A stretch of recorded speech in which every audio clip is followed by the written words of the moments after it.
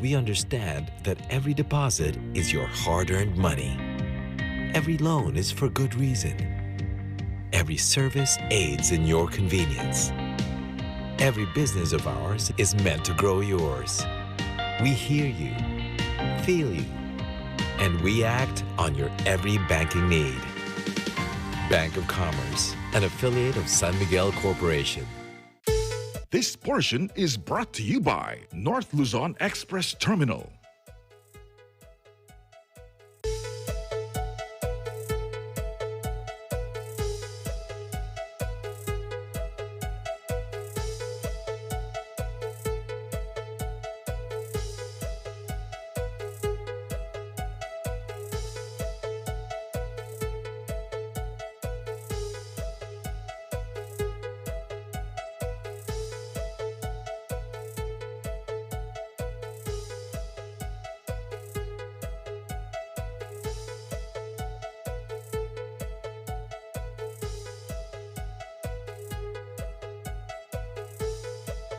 Open for Business is back, and with me is Ms. Ginggay Hontiveros-Malvar, the GoNegosyo Senior Advisor for Agripreneurship and Programs Head for Bangsamoro Region for Peace and Development, and the Vice President for Reputation Management and Sustainability at Aboitiz Equity Ventures. How are you, Ms. Ginggay? Hello, Cesar. Magandang hapon. Okay naman ako. Kamusta ka? Maulan po ngayong hapong ito. And we are enjoying the weather despite this pandemic. We are very excited, Ms. Ginggay, because of the topic on agribusiness and agripreneurship.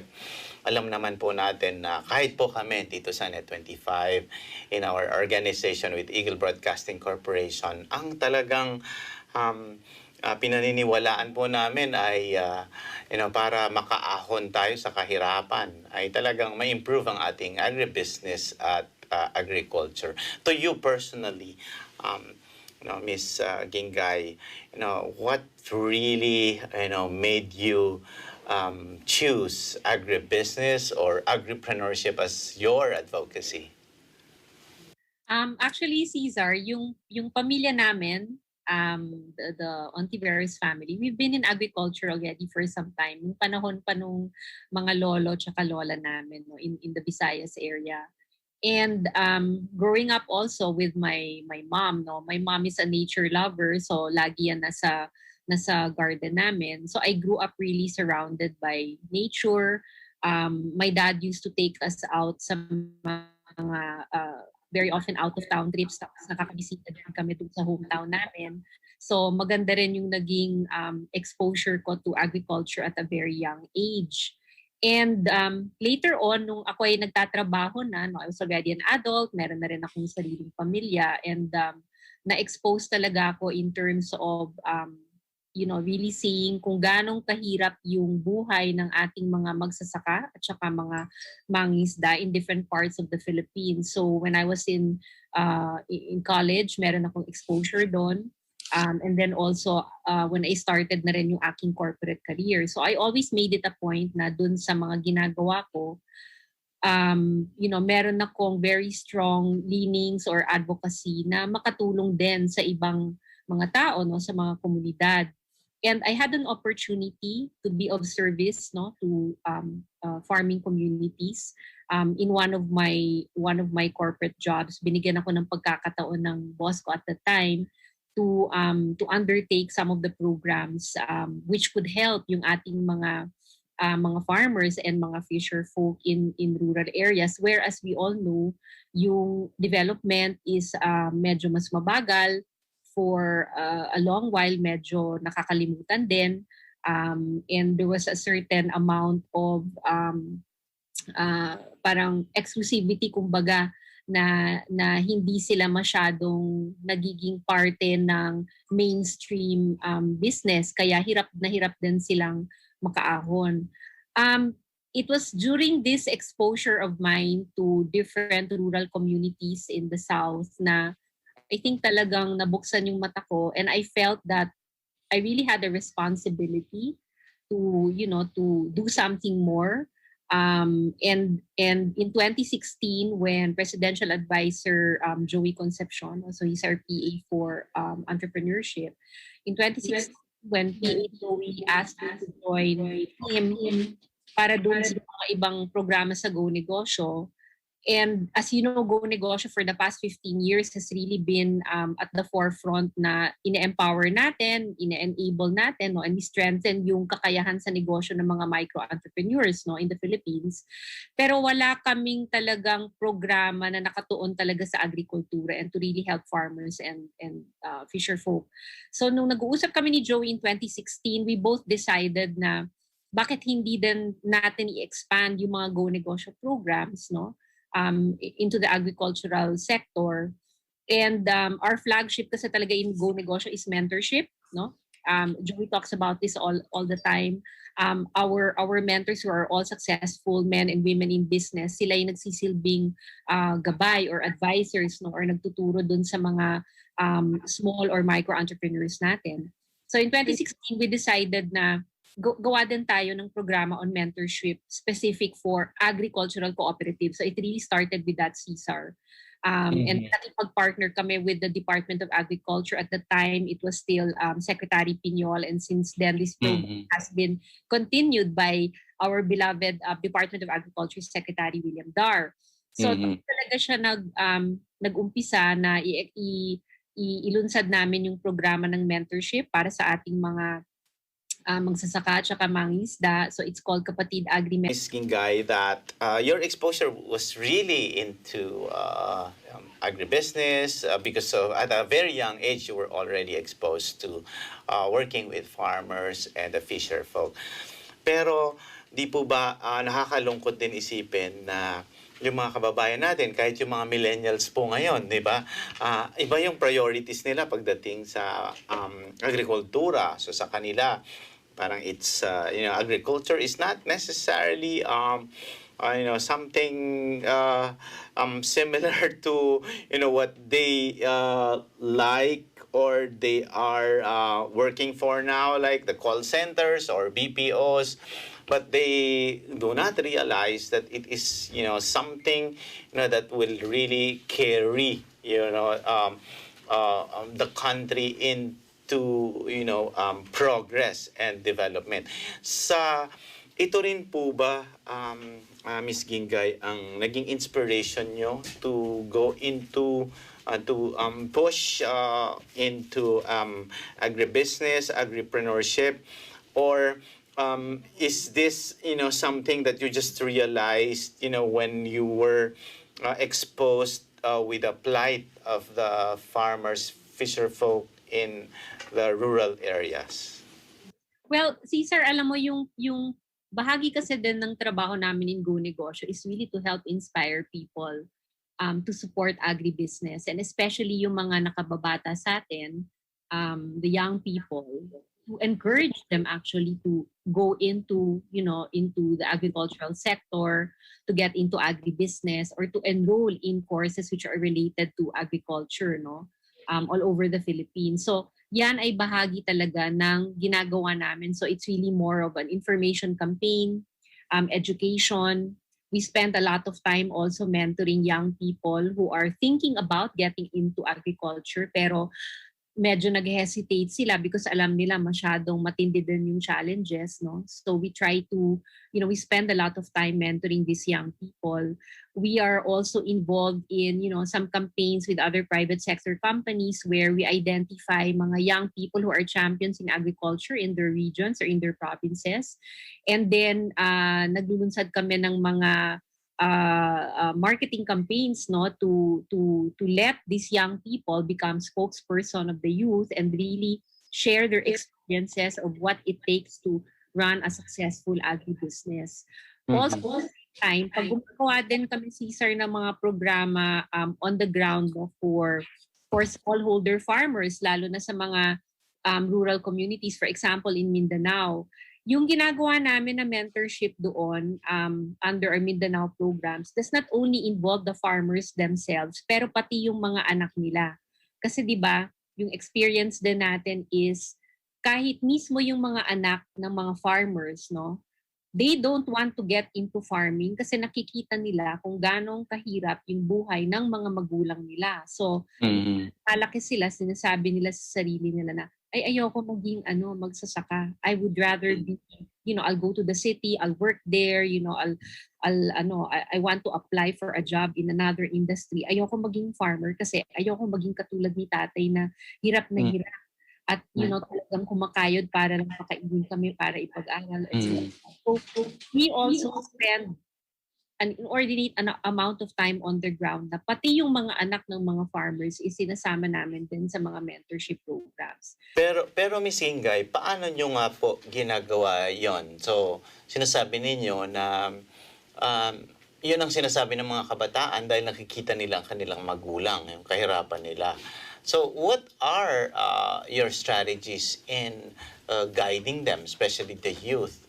How do you make agriculture sexy to them? How do you encourage them to go into it? Di ba? Sabi nyo nga, yun yung nakikita nila, yung paghirap ng kanilang mga magulang. Ako rin po, galing din po ako sa probinsya. I was also exposed to agriculture in Nueva Vizcaya, in the Cagayan Valley region. So, pareho po, ganun nga po yung nakikita ko rin at nalaman ko rin. So, challenging yung ginagawa ninyo ngayon sa GoNegosyo, lalo na yung agri-mentor ninyo na sinabi nyo nga kanina earlier on this camp. What are your strategies po in encouraging the youth to go into agribusiness? Kasi siyempre, sabi nyo nga kanina, parang madumi yung iba, di ba? Parang kumbaga, minsan may amoy, 'di ba? Because you have to go into the field, 'di ba? Mag-aalis ka talaga ng ng sapatos at you have to really sweat, doing these things. What are your ways to encourage the youth to go into agripreneurship? Una, Cesar, syempre, di ba, pag bata tayo, usually naghahanap tayo ng mga role models or mentors. Yung mga, paglaki ko gusto kong gumaya dyan. No? So, what we are doing in the negosyo is, we identify mga young people who are already in agriculture, mga successful, agribusinessmen and women na pwede naming i-highlight as role models para yung mga youth ma-encourage sila, ma-inspire sila dun sa mga kwento. And these young mentors are also part of our Kapatid Agri Mentor Me program. Sila din ay nafi-feature dun sa GoNegosyo program namin na online every day. That's 3 times a week, every single day of the week. Nafi-feature din sila para yung mga nanonood na mga young people who want to get into agriculture, naririnig nila yung mga kwento ng success, and I think more importantly, yung mga kwento ng paghihirap nitong mga agripreneurs, and then paano sila nakaahon. I think that's the most important thing kasi you will not learn from just success. I think the biggest lessons talaga na natututunan natin, lalong-lalo na sa negosyo, is when we fail. And then paano tayo babangon ulit, right? So yan yun ang pinaka-valuable. So having a role model early on, and then more importantly then, which is what we do in GoNegosyo, is providing mentorship through business mentors para dun sa aming mga beneficiaries ng programs, especially the young ones. Having a mentor or a business coach is very important. Yeah, Miss Ginggay, gusto ko rin itanong Miss Ginggay kasi meron kayong project na angat lahat sa agribusiness at pwede bang maikwento mo rin yung ano yung ginagawa ninyo to tap into more people? Kasi I think you have also programs for cooperatives, associations. Ano yung ginagawa ninyo para mas marami ang makaalam ng mga proyektong ito? Well, going on, being on platforms like your show is one, no? That's why I was telling you earlier na magandang sana na mas malaman talaga ng mga tao yung ginagawa natin sa GoNegosyo for agriculture. That's one, no? And then, secondly is, because we have a very wide network, no? So we are constantly communicating dun sa network namin regarding yung mga agripreneurship programs that we're doing and seeing whether more and more companies want to support these programs, right? And then part din ng aming, the information and communication that we do, Cesar, is also to encourage companies because a lot of companies, diba, meron tayong mga corporate social responsibility programs, our programs, diba?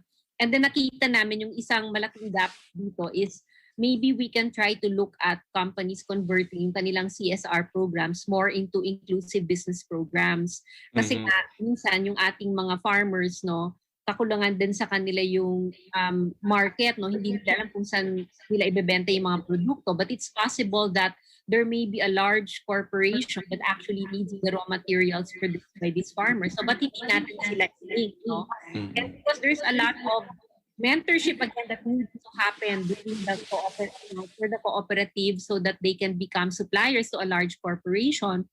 Pwede naman na yung budget na traditionally gagawin mo as a CSR, let's say like scholarship, or funding classrooms or whatever, posible din sana na maybe ma-allocate yung ibang portion ng budget na dyan and, come up with an inclusive business program so that you can include these farmers as part of your supply chain. And yan exactly yung nagawa namin in Alab, where large companies, like for example, in our group, in Aboiti's group, Pilmico, no, we supported yung mga corn farmers sa Lanao area na napakalapit lang dun sa aming feed mill in Iligan. And through a mentorship program, a coaching program in Alab, they have now become part of the supply chain of Pilmico, no, supplying yellow corn para dun sa aming mga feed mills. No? Same thing that's also then get with the other cooperative, yung Damot, where nagiging part na rin sila ng supply chain ng mga ibang kumpanya dito sa Metro Manila because they produce cut flowers. And again, kakulangan na naman sa market. So, ina-encourage talaga namin yung mga kumpanya. Tingnan natin yung mga CSR programs nyo and then let's see if we can reallocate some of those and then transform it into an inclusive business program. So, paano natin sila tutulungan? So we decided to expand the Mentor Me program. Number one, ginawa namin siyang online, pas marami kaming enroll na mga tao in the class. And secondly is, we included na rin yung mga nag-uumpisa pa lang ng kanilang mga agribusiness. And I think that's really important. Kasi ngayon, nakikita namin na unang-una, mas madami na yung mga agripreneurs in their 20s and their 30s. No? At saka magandang balita yan, Miss Ginggay, kasi 'di ba ang sikat na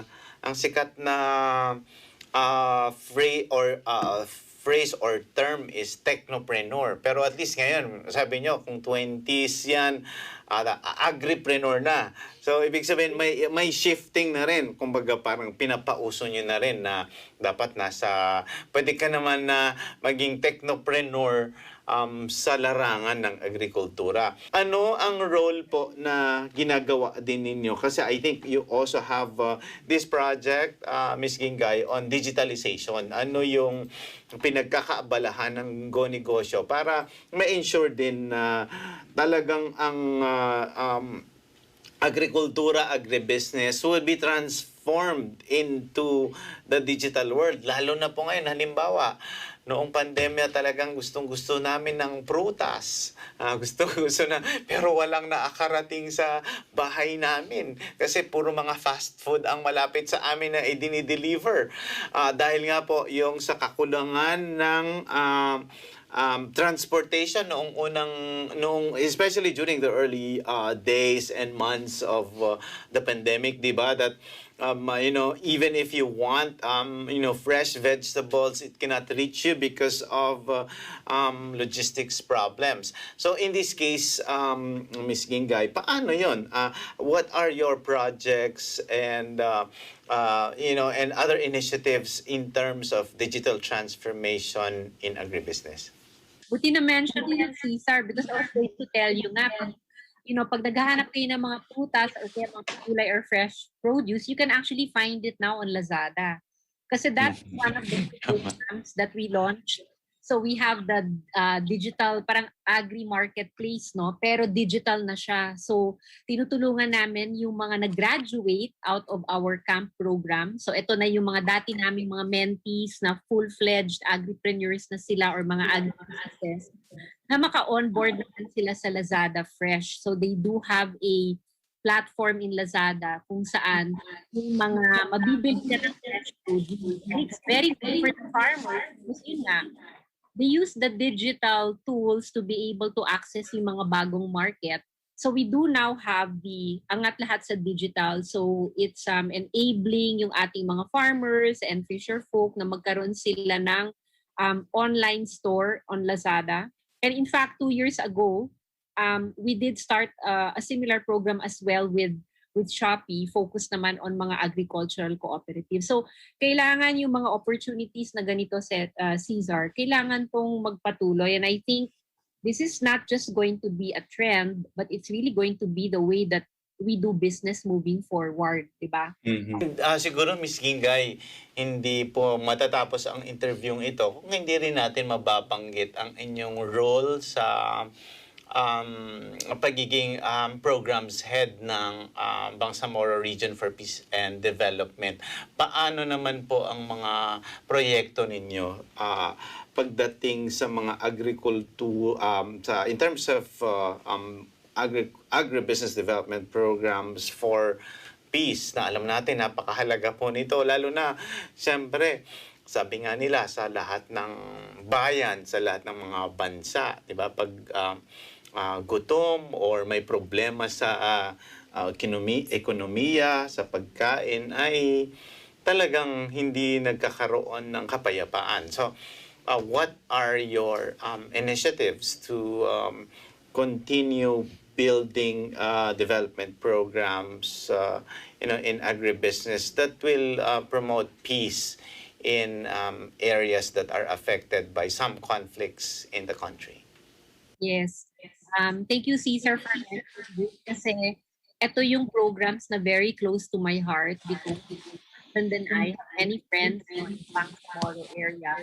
And when Joey and another secretary in 2016 approached us para tumulong nga dito sa area na to, we really wanted to do something that was unique and something sustainable. And we really felt na mag-focus talaga tayo sa livelihood, education, no, and really helping communities to become self-reliant. So in the different barn provinces, nag-umpisa kami ng mga model farms, no. So ito yung pagtuturo, pagte-train talaga sa mga farmers mula sa iba-ibang munisipyo in the barn provinces, sa Sulu, sa Maguindanao, sa Lanao del Sur, sakop na rin yung Lanao del Norte, para ma-revive lang yung interest, unang-una ma-revive yung interest ng mga tao doon sa farming. Kasi Mindanao really is a perfect, food basket area. Kasi napakaganda ng mga lupa doon. Napakaganda ng weather. It's really perfect to be the food basket of the Philippines.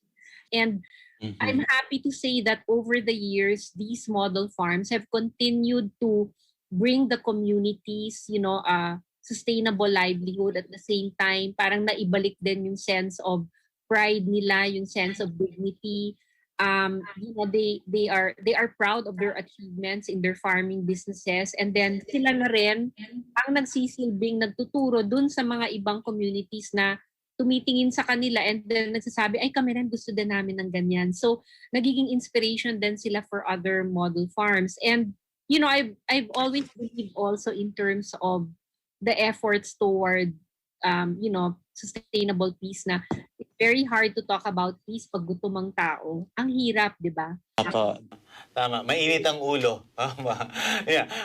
On that note, Miss Ginggay, I think sana marami pa tayong oras para mapag-usapan ang lahat ng mga ito, dahil parang marami pa kayong mga proyekto sa GoNegosyo. Pero maybe what I'd like to ask you is, halos nasa na po tayo, we're in the half year period already. We're nearing again the Burr months.